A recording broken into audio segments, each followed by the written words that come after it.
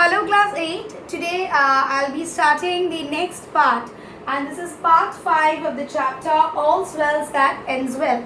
So I will be starting with page number 156, last paragraph.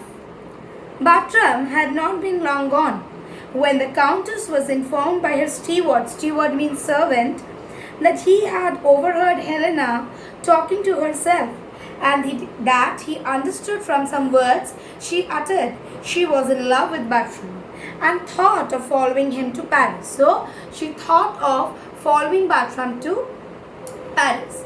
The Countess dismissed the steward with thanks and desired him to tell Helena she wished to speak with her. And then she said the steward to inform Helena that she wanted to speak with Helena. What she had just heard of Helena brought the remembrance of days long past into the mind of the Countess. The Countess thought about the time when she was of her age. Those days probably when her love for Bartram's father first began.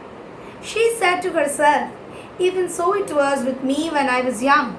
So when she was young, the situation, the matter was the same. Love is a thorn that belongs to the rose of youth. So love is a thorn that belongs to the young people. For in the reason of youth, if ever we are nature's children, these faults are ours. Though then we think not they are faults. If we don't think them to be as fault, what? Love. Then love is only the association with the young age. We shouldn't consider it to be any fault. While the Countess was thus meditating on the loving errors of her own youth, when she was thinking about her own youth, Helena entered. And she said to her, Helena, you know I am a mother to you. Do you know that I am like your mother?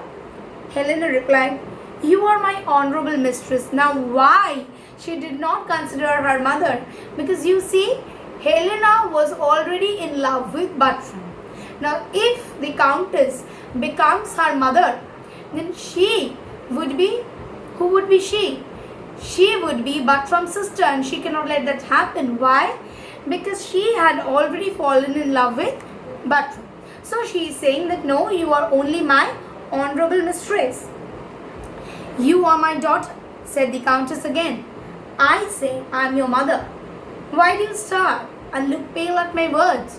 Why are you looking so pale at my words? Why do you, with looks of alarm and confused thoughts, fearing the Countess suspected her love, Helena still replied, pardon me, madam, you are not my mother. Count Rosalind cannot be my brother, nor I your daughter. She is thinking something else in her mind, and she says that, sorry madam, you can't be my mother. Neither can your son be my brother. Why? Because she had already fallen in love with Bartram. Yet Helena, said the Countess, you might be my daughter-in-law. So the mother knows everything, and she said, but Helena, you can be my daughter-in-law, and I am afraid that is what you mean to be. The words mother and daughter so disturb you.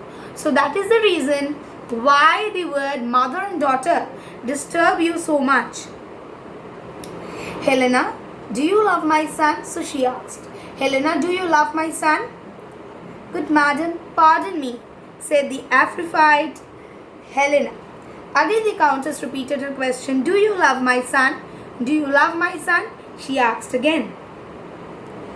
Do you not love him, madam? So you also love him, madam, don't you? Then why is it that you are asking me whether I love your son or not? That is what she is asking. The Countess replied, give me not this evasive answer. Don't give me all this answer. Give me a proper answer. Helen, come, disclose the state of your affection, for your love has to be full appeared. You disclose, because it has to, you have to say about your love to others to let them know as well. Helena on her knees now owned her love with shame and terror, implored the pardon of her noble mistress, and with words impressive of the sense she had of the inequality between their fortunes. She protested Bertram did not know she loved him. She said that Bertram has no idea of her love. She also spoke about the inequality of their status, comparing her humble and inspiring love to a poor Indian who adores the sun, that looks upon his worshipper, but knows of him no more. So she said that she is like a poor Indian. She gives reference to of a poor Indian who adores the sun, as the poor Indian worships the sun. Like that way, Helena worships Bertram. Am I clear? Now, what are the important things that we can do over here? So the Countess was already informed by the steward.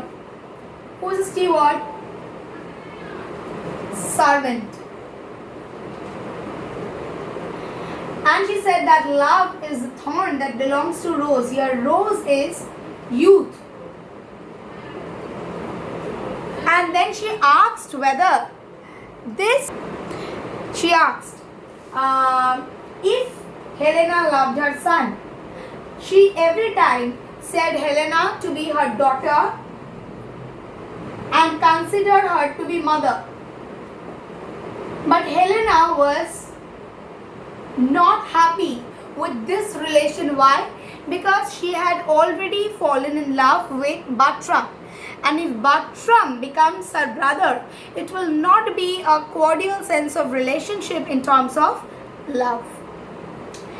So she asked if Helena loved her son after the steward informed her, the Countess, she thought about her own affair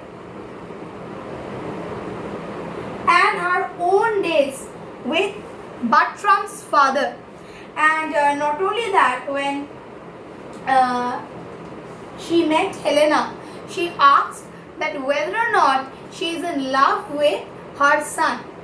And Helena to this replied that she is like a poor Indian, okay, who worships the sun. Sun. Your sun is S-U-N, sun.